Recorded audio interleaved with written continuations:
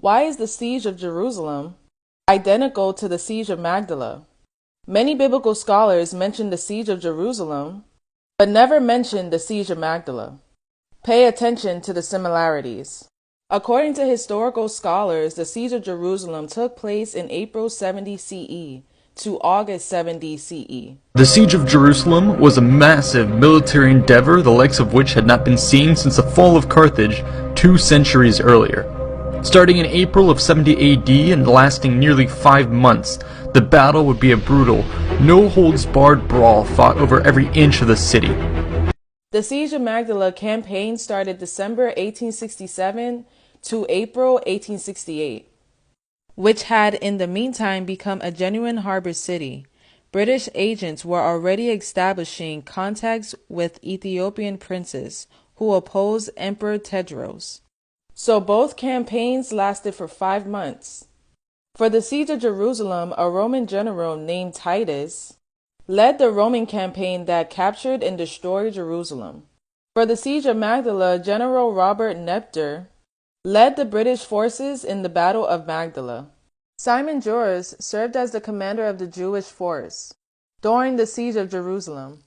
And Tewodros II was the king/emperor of Ethiopia during the siege of Magdala. In the story of the siege of Jerusalem, local rulers were eager to donate men to the war. We may speculate that local rulers were eager to donate men to the war effort in a political bid to secure Rome's goodwill amidst a bloody revolt. The Roman commanders themselves may also have been eager to have additional troops at their side.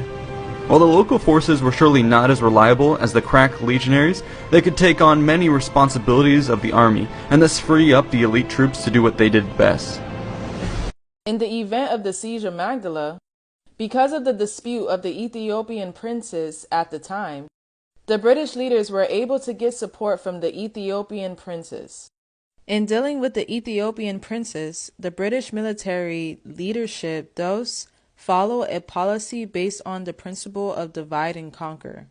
Many of these princes were in open revolt against Emperor Tewodros, and the English made skillful use of this fact. The Romans attacked the Jews in 3 different areas in the siege of Jerusalem. The Roman forces approached Jerusalem in separate marching columns due to the security and supply constraints of the Judean hill country. Titus led both the 12th and 15th legions by the most direct road, while the 5th Macedonica approached via Emmaus, and the 10th Fretensis approached via Jericho. On April 23rd, the lead units of the 12th and 15th legions arrived on the hills to the north of the city. That night, the 5th Macedonica arrived, and by morning, the rest of the army entered the battlefield. Before them lay the great city with gleaming temples and stout battlements. The city of Jerusalem is surrounded on 3 sides by steep ravines. To the east lies the Kidron Valley, to the west the Gihon Valley, and sweeping around the south is the Hinnom Valley. A series of hills surround the area, including the famed Mount of Olives to the east. During the siege of Magdala, the British Empire also attacked Magdala in 3 different areas. General Nepter's strategic sites for his attack on Magdala, which had to be made from the west, especially since the allied Gala warriors had blocked the access routes to both the east and the south of the fortress. Another coincidence is that the Jews' treasures in the story of the siege of Jerusalem were taken by the Romans. When the time came, Titus would parade down the streets of Rome atop a chariot, at the head of a procession glorifying the conquests in the east.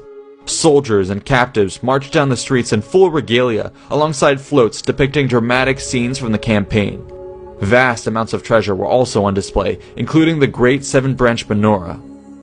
And of course, during the siege of Magdala, the British troops also looted Ethiopian treasures. After the Magdala expedition ended, many stolen objects, cultural artifacts, and art objects found their way, often by indirect paths, into state and private collections, family possessions, and in the hands of ordinary soldiers. Most of the books and manuscripts went to the British Museum and British Library, and there are more Ethiopian treasures and artifacts that were looted that are listed below. And in the ending of both battles, Jerusalem and Magdala was burnt down.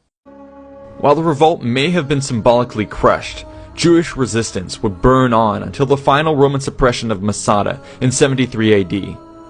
On the afternoon of August 17, 1868, the destruction of Magdala fortress began. Then the fortifications were blown down and the hunts set on fire. Since there were hardly any stone buildings, the flames quickly spread and also consumed the church, which was actually supposed to be saved. Which is also mysterious since the siege of Jerusalem land was made of stone walls. The reason why both of these events are similar because one is a Roman tale and the other is a true event. The siege of Magdala is not mentioned to the world because it reveals Great Britain's secrets. And this proves how the Roman Empire changed time to include their false narrative and their false history, aka his story.